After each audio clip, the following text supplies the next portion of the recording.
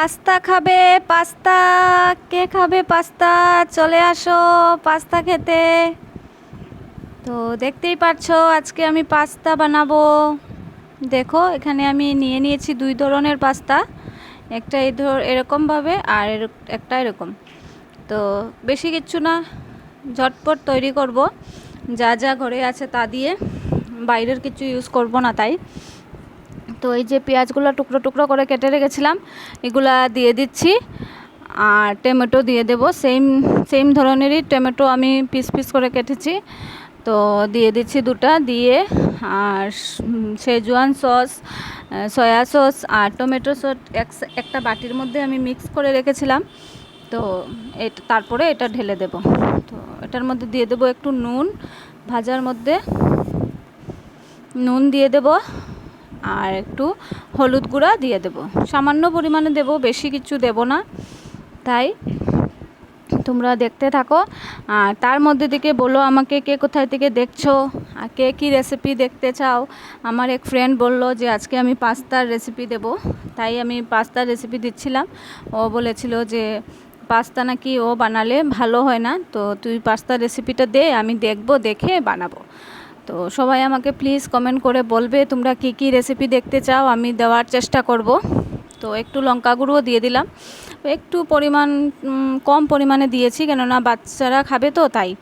তো আজকে আমার ফ্রেন্ড আসবে আর ফ্রেন্ডের বেবি আসবে, তাই আমি বানিয়েছিলাম পাস্তা, কেননা বাচ্চারা তো পাস্তা ম্যাগি এগুলো খেতে ভালোবাসে, তার জন্য। তো এখানে এই যে আদা বাটা আর একটু রসুন বাটা দিয়ে দিচ্ছিলাম।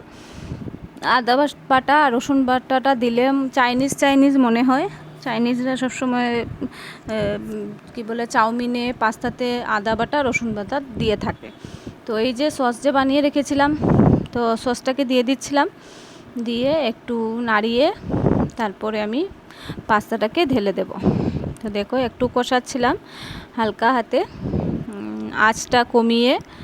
তো তারপরে পাস্তাটা আমি দিয়ে দেব, একদম ঝটপট তৈরি হয়ে যায়, এত কিছু লাগে না।